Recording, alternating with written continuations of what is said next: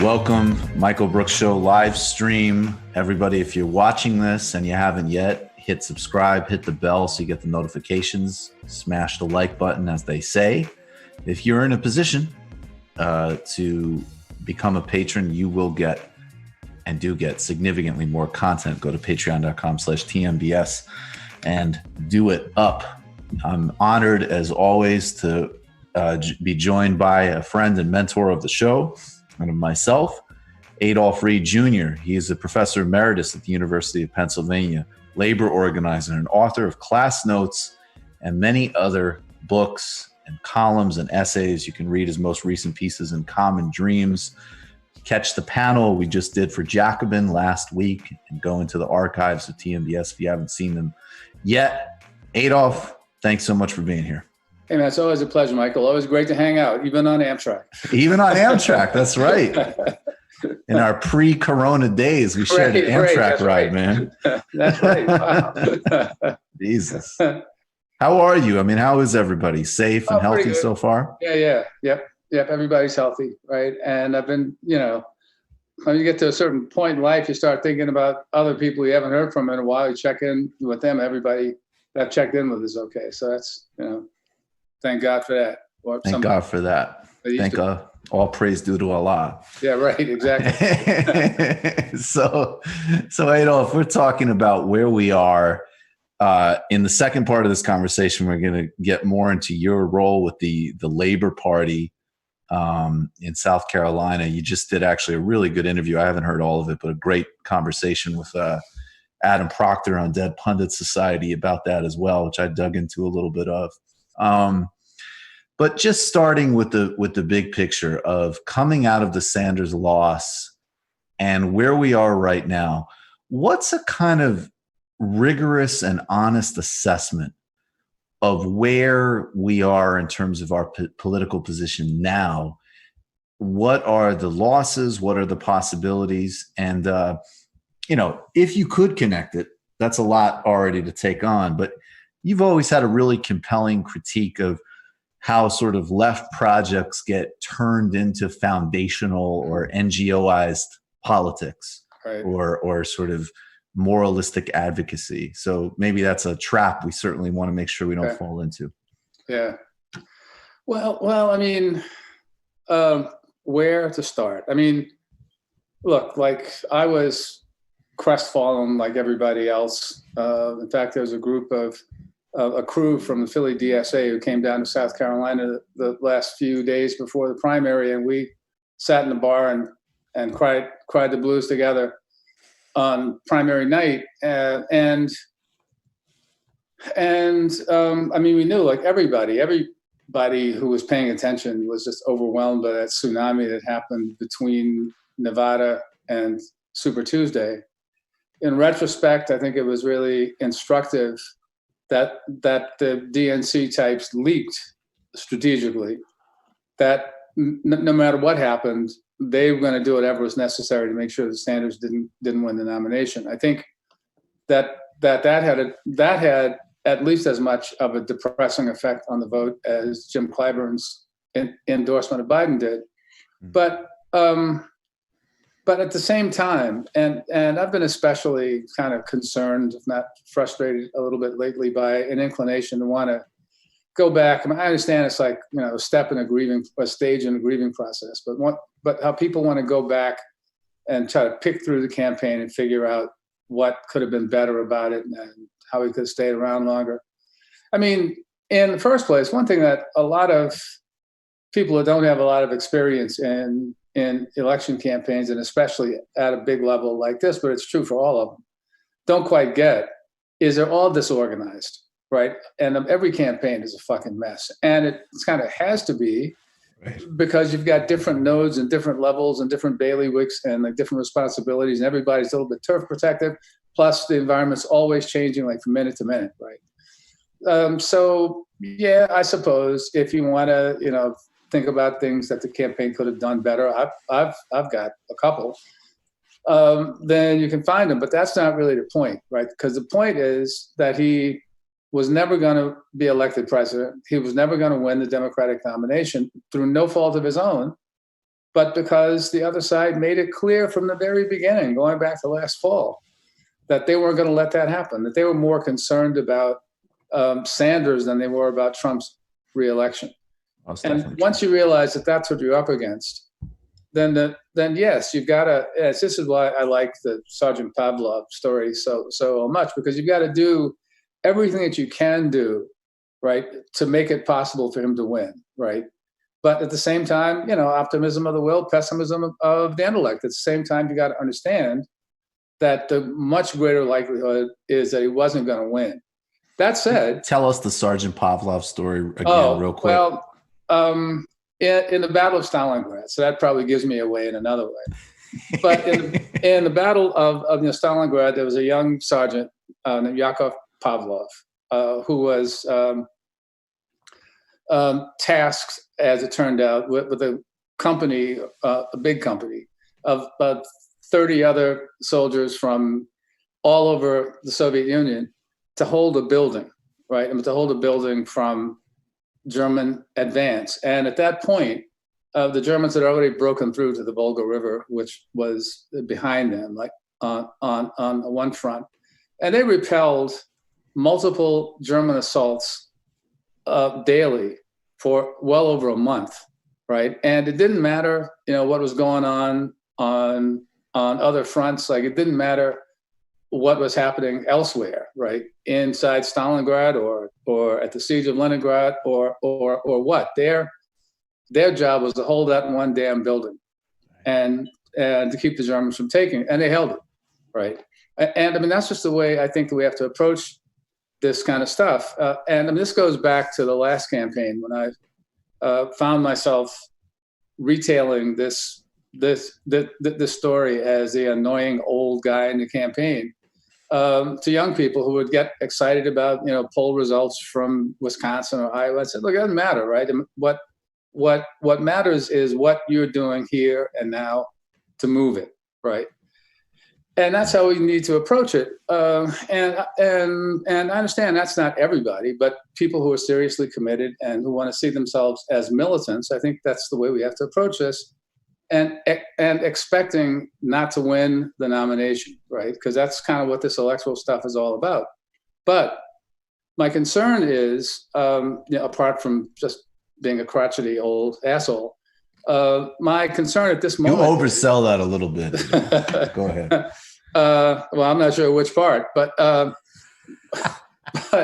is that the extent to which we cry and want to pick over that, right, kind of gets in the way of what he actually did win and the big victory. And I think Bernie's absolutely correct when he says we lost the electoral struggle, but we won the ideological struggle.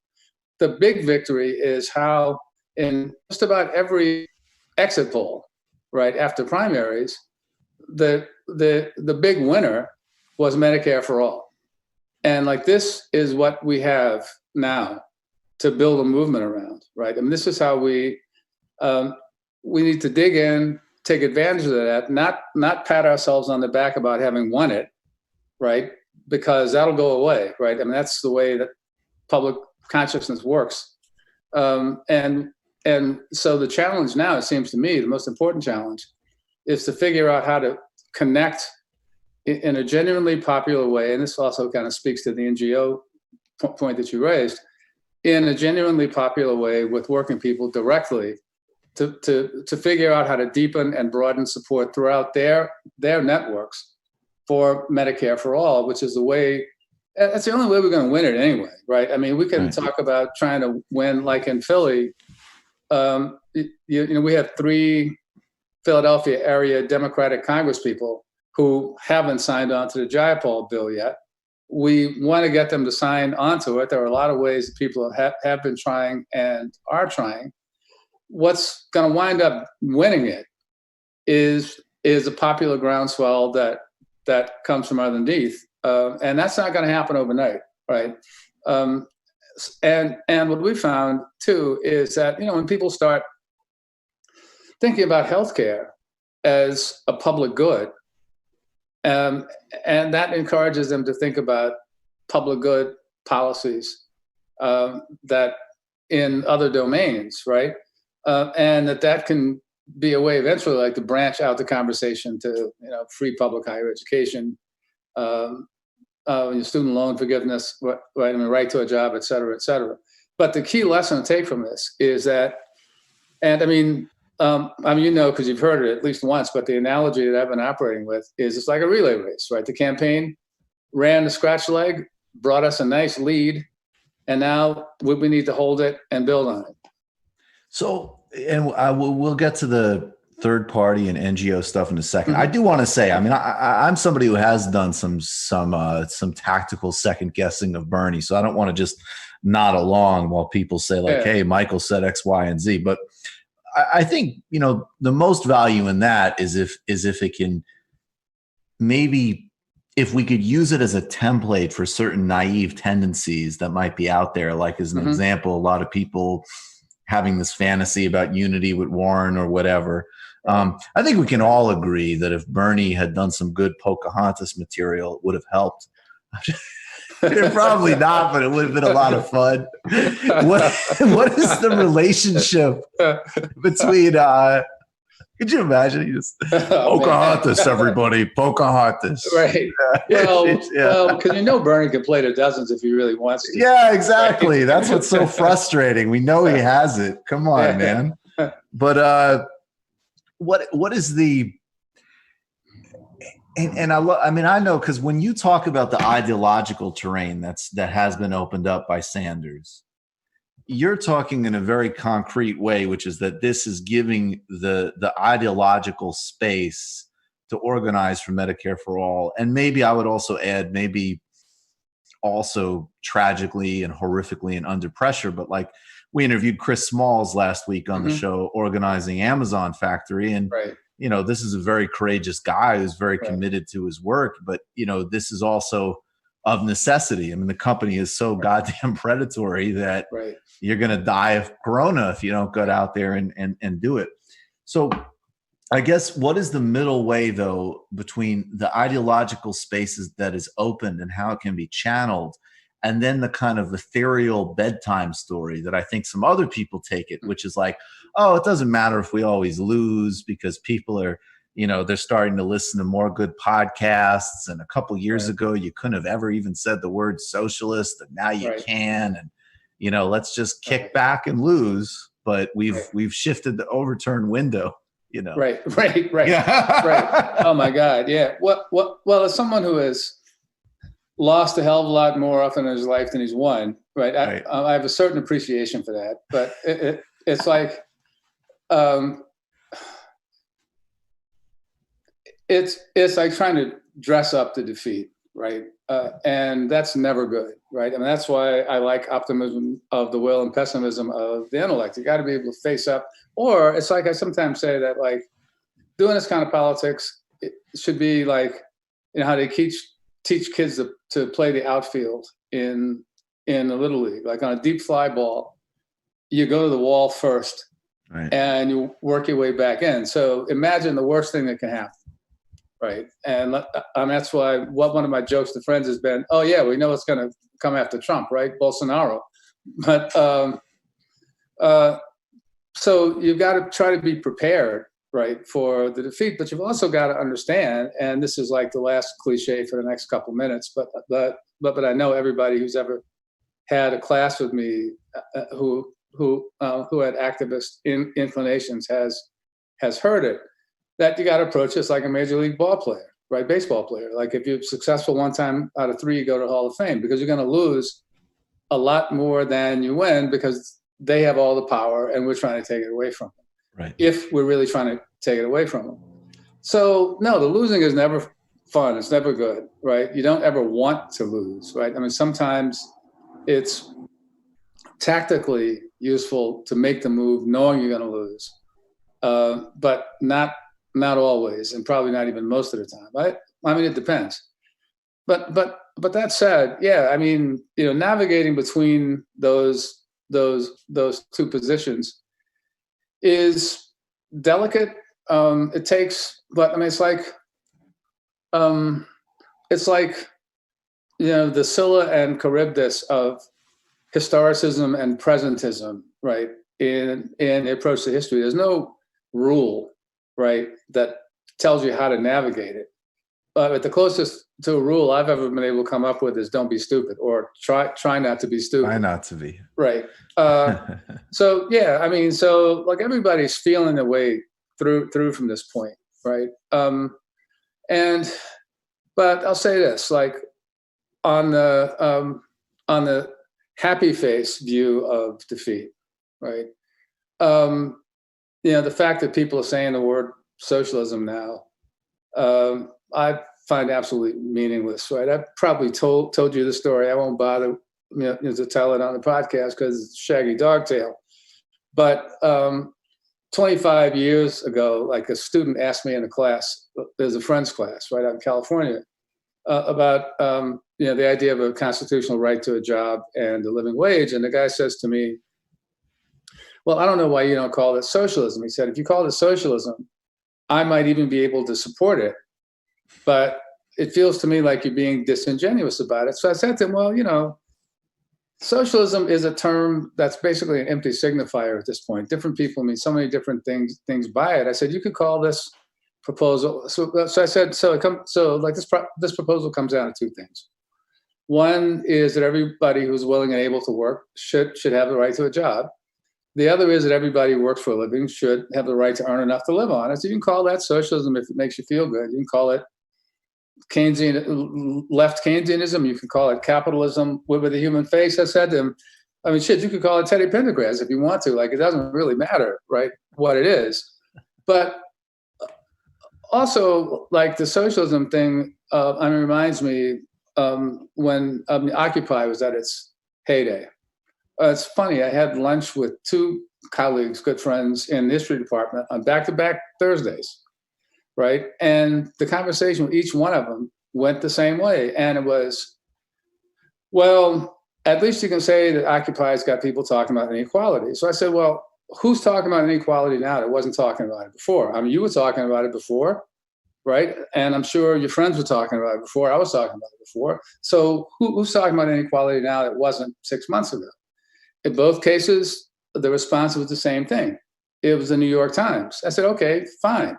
But like 3 months ago, like the New York Times was talking about Kim Kardashian's divorce from the basketball player, right? I mean, this is ephemeral, right? Like it doesn't mean anything ultimately.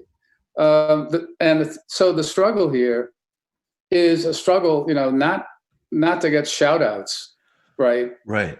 In the corporate newsfotainment industry, right? But to connect with actual people in their actual lives around their actual concerns and try to build something. Can you connect that to we'll get to the third party in a minute, but maybe you can connect that specifically with the problem with the foundation approach to politics, because that absolutely seems to me to intersect right there. Oh, no, totally. Well, back in the day, right, like in my youth, right, around the war on poverty, radicals, a little older and certainly smarter than I, used to talk about the foundation approach as like the equivalent of putting a Band-Aid on a cancer sore, right? So what you do is you sort of fund initiatives at the left extreme that are like demonstration projects, right? Like the Brad Pitt houses in the lower Ninth Ward, right? Projects that will show what people with goodwill and resources could do, right? But of course, that never happens. What they are also good at, though, is like redefining demands for redistribution, even sort of tacit, not quite formed ones yet, as demands for representation and voice. And what happens then is you find some community people or some. Now it's a lot easier because after 30 or 40 years, depending on how you want to count, of neoliberalism and of sort of elite colleges increasingly pumping out POC and non-POC do-gooders, people who are prepared to adopt the mantle of speaking for the spoken for or whatever, then it all works nicely to incorporate objections to inequality, right, into concerns about lack of representation or inadequate opportunity, right, and so forth and so on.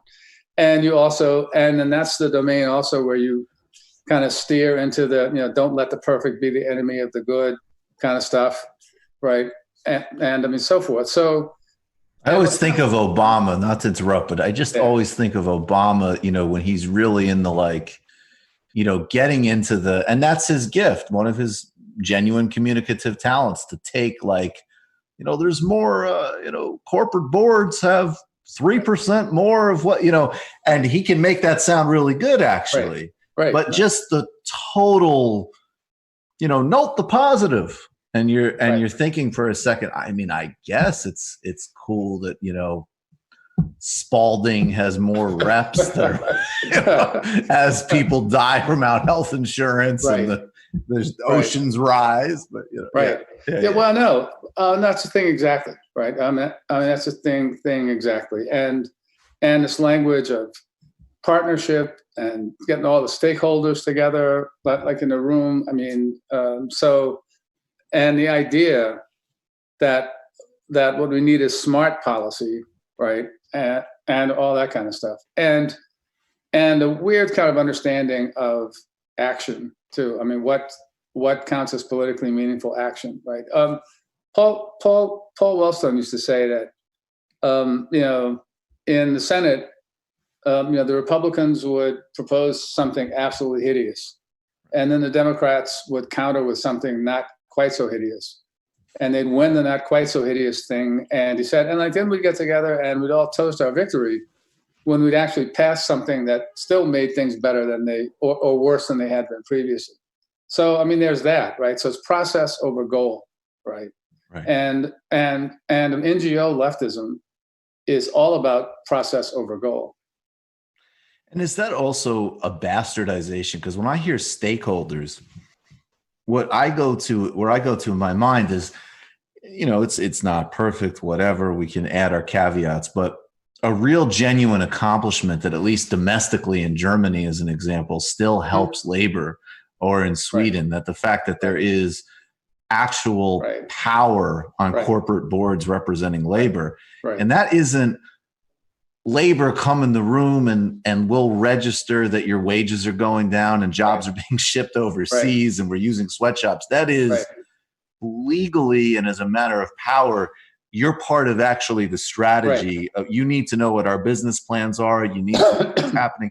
You're in. You're not just sort of being heard from. You're in power to an extent. And that's a huge difference. Yeah, that's a huge difference. And I just think we've never gotten anywhere. Well, we haven't gotten anywhere close to that in the U.S. But we use that language that might echo that. That's right. Is there a third party? I guess what always happens with third party is one, just being realistic and honest about just the enormous legal burden that is put on the United States.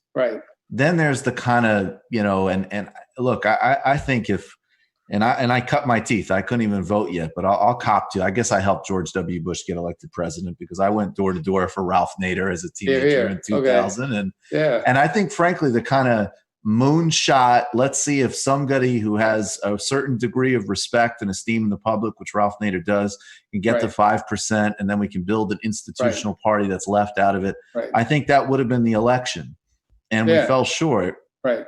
So I guess what is the assessment of the institutional barriers, and is there a discussion of third parties that isn't about these kind of fantastical moonshots or just sort of moral posturing with the kind of presidential run that you can exercise your frustration about or whatever? Well, what you the last thing you said kind of nails what they mainly have been, right? Because every 4 years, right? I mean, progressives look up, and most of the time they find that the two options that confront them both suck. And then they say, oh, God, if only Don Quixote were to come, and he may show up. It's like, Jesse Jackson, Ron Daniels, Ralph.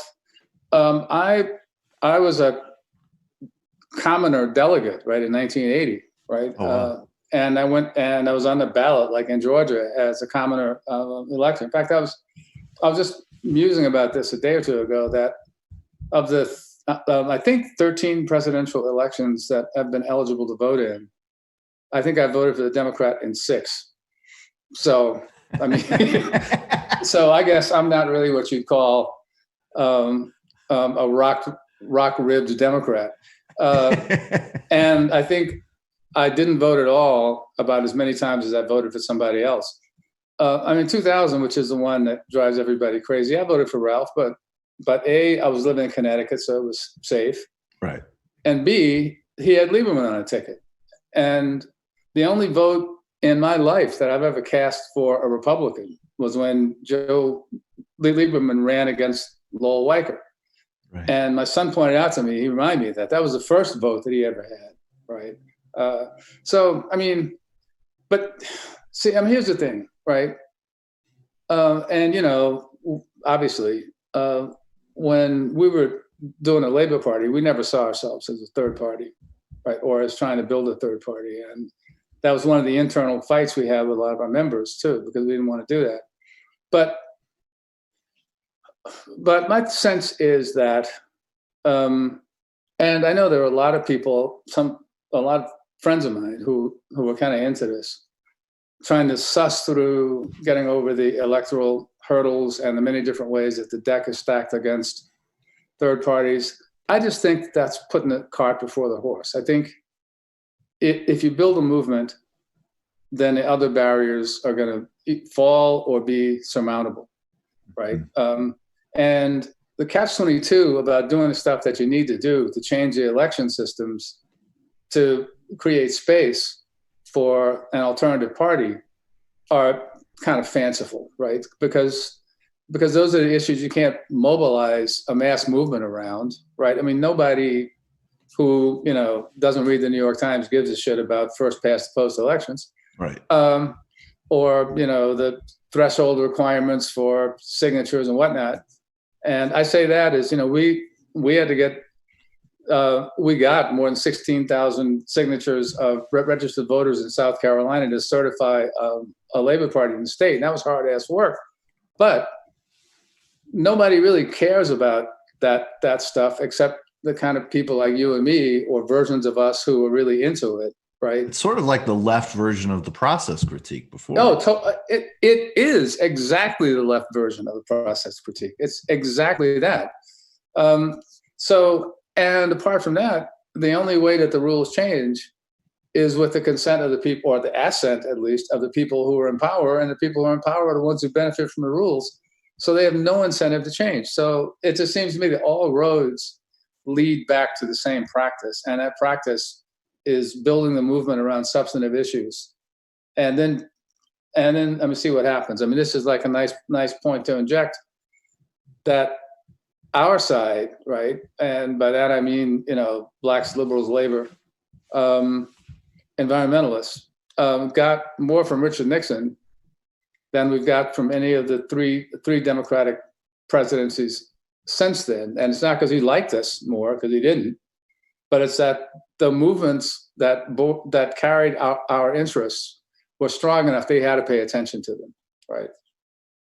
So that's and we'll, yeah, as I say, and then, you know, we're going to talk specifically about the history of the Labor Party in an episode that's going to be for patrons next, which we'll record after we stop this live stream. But I mean, to what extent then, and I'm actually noticing this tendency across a variety of areas, a lot of whom are laudable and worth talking about. It is worth talking about, you know, currency as an example. It's something that really interests people. You know, who controls money and how. Well, it's extremely important. And I'd like, you know, I think everybody on the left should be reading the Financial Times. Or how important is it that, you know, America has never had an actual center left or Labor Party is properly understood, even by, you know, conventional Western European standards, or certainly like, you know, pink tide standards. Right. But it does seem, though, that so many of these arguments, and I know I'll offend some people by this, that it isn't that these aren't valid and important ideas, but that there is this kind of like, here's the simple trick that'll change everything. You know, well, what if we just had a party that was called workers? Right. Then they know. Right. And it's like, okay, so then all of us would go over there and get 2% of it. What? Right. The assemblage of a movement in the proper actionable sense, not in the romanticized, we just all have movements and we move and there's movements and that's great. But the actual machinery of how you build power. So that's the unescapable thing. And I know, and I would like you to talk about the work more in South Carolina with Willie Leggett, but do you also see a potential signal from the kind of some of the strike actions and labor stuff that's taking place now?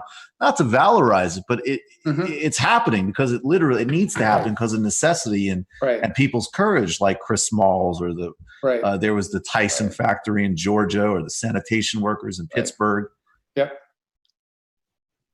You know, is that the way? Yeah. Yeah. Well, yeah. I mean, that's part of the way, right? And all that stuff's important, right? And it's certainly important as a barometer of the fact that there is working class sentiment out there, right?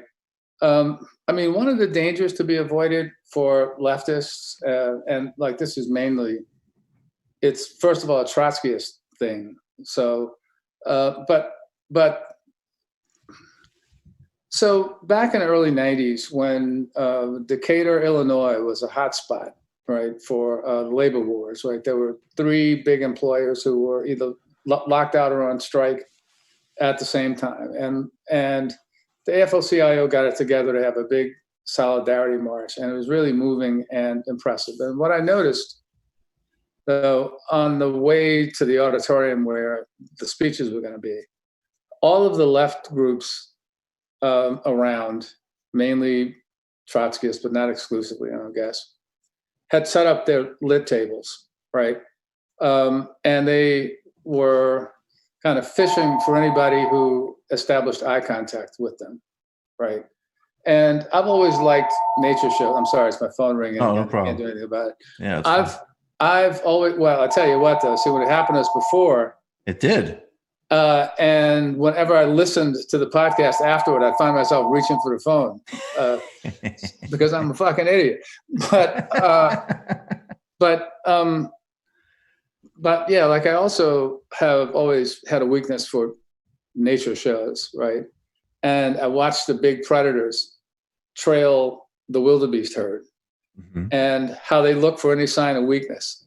Right. And that's what they go after. And a lot of those left groups are like that with striking workers, and especially with, you know, striking workers who've been basically forced out on strike. Right.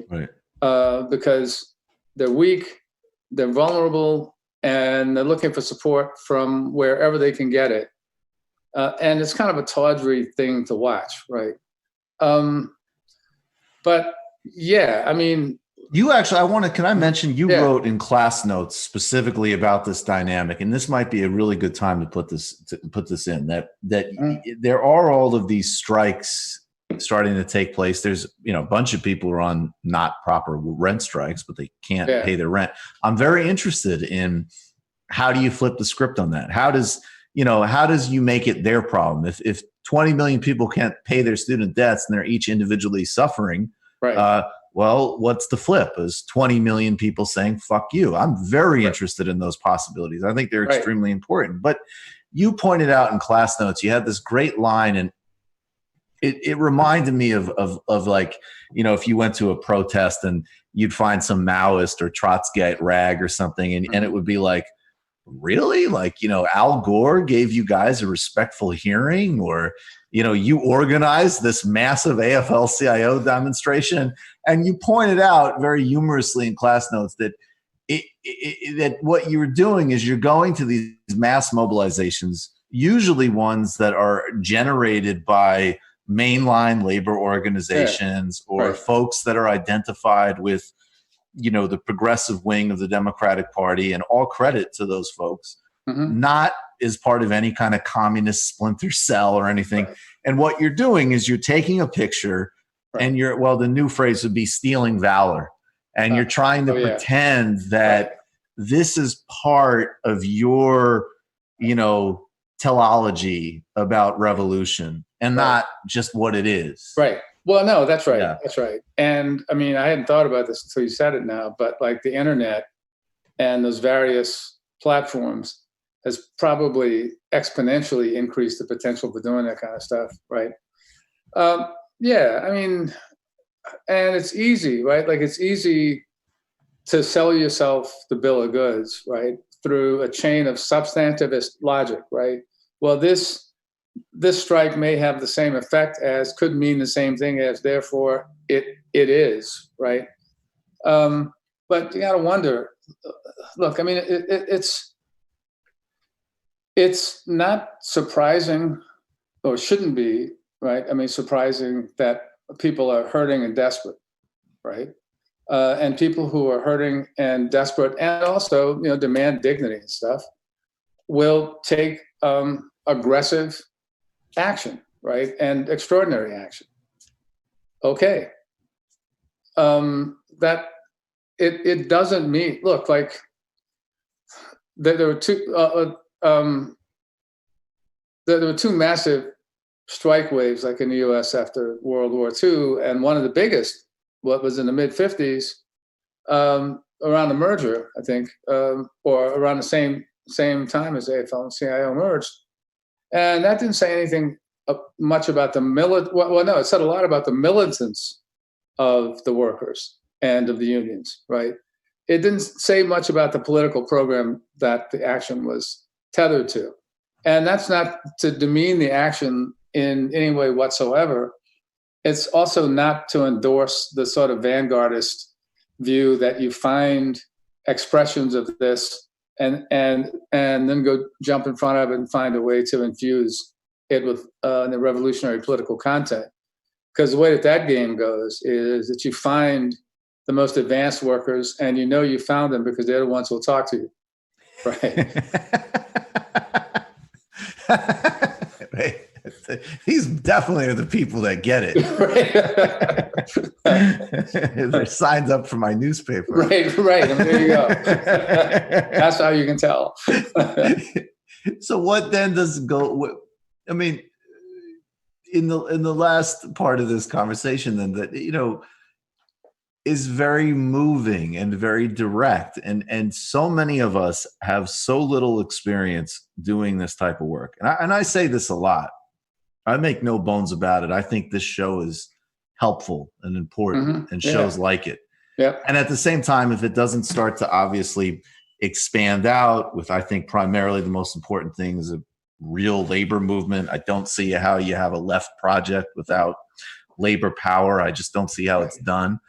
Then, we can, I don't know. At that point, if that never materializes, we'll just do Pocahontas jokes. But at least people can laugh. That'd be a lot of fun. Yeah, we could huge space to be filled since the death of Greg Giraldo. So exactly, somebody needs to fill it. Right. As I said, I mean, this show is Howard Stern meets Marx and Al Jazeera, so we can do that. But at any rate, I mean, the what I got from the work that it was happening in South Carolina and getting 13,000 people to commit on Medicare for all and working in unions and working in real circumstances is it goes back, I guess, as I'm hearing it, to the not only the typical critique that you and I and others make a lot about the left not being a cult and not being moralistic and not having all of these ridiculous, like, policing of behavior and tone and religious sort of rituals that we have to follow. But actually, really, the positive flip side of that, which is somehow getting back to actually listening to people and meeting people where they are, right, and then somehow organically connecting that with the fact that we live in an absolutely obscene, disgusting political and economic system. Yeah, no, I mean, that's it. And I mean, that also is not rocket science, and there's no, I mean, there are, ways to train people to do it or whatever, but I mean, it's also a matter of just trying to connect with people and seeing them not as, not in the third person, right? Like we're trying to put together a force for us that we need. And part of the job is broadening the size of the we, basically, right? And that means you have to listen to people, right? And I mean, I know where I'd like to go in some abstract vision at some point that I'm probably not going to be around to see. I'm almost certainly not going to be around to see. Keep training. You got the equipment. Well, yeah. Well, I'm trying, brother. I'm trying. Yeah. But I'm trying to get healthy too and clean up. But good. Yeah. But the thing is that we know, right, what the next steps ought to look like. The next steps.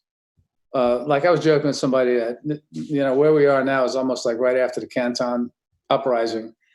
So we got the shit beat out of us, and now we got to figure out how to regroup and to march up to the hills of Vietnam or whatever. But what that's going to mean here is stuff like, well, I tell you, like at one point, I mean, I remember where we were. I was in a car in the East Bay with Tony Muzaki, and we were about to get on the Bay Bridge to go into San Francisco. This was like early '90s, or maybe mid '90s. And I said to him, it's funny, but in a funny way, it seems like the collapse of the Soviet Union in some ways has actually helped us, right? Because it's taken the anti-communism shit off the table, and we can talk about what is in effect the objective and the program without having that baggage. And he said, yeah, that's absolutely right. And I think that we're even more that way now, right? Like we don't need to. And look, I mean, I understand that Bernie, I don't know him enough to know how much this comes from or came from wanting to stand on his lifelong commitment. But I know that pragmatically speaking, he had to get out in front of the socialism question. Yep. Right. Because otherwise it was going to come up. So he just had to take it and own it. We didn't need to have that. Right. Except we needed to have it because we needed to have Bernie, and Bernie needed to have it. And we weren't going to have this moment without him. So in that sense, right. But we don't need to talk about any of that stuff now, because people, and see, this is what the exit polls show too. People understand, right? I mean, and I think I've said this on your podcast before too, but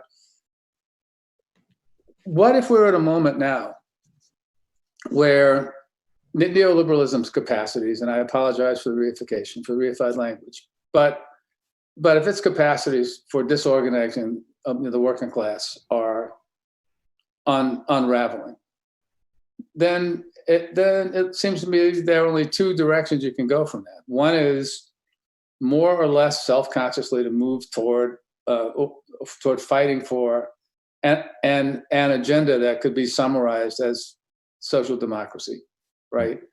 Or authoritarianism.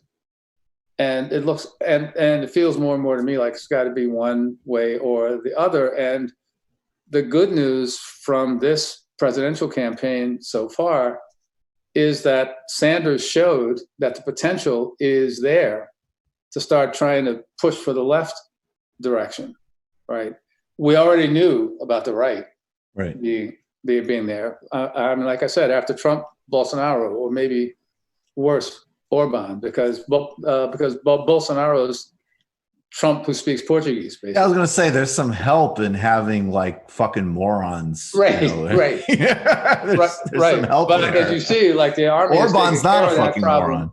Yeah, no, that's right. And as you see in Brazil, like the army's, well, I mean, my buddy Bill has been saying from the beginning that he expected this was going to be a 2-phase coup.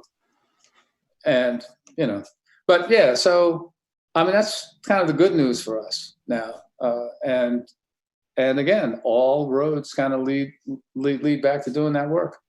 And so there's something that's pretty emancipating about that too, because that means that the controversies within the left, right?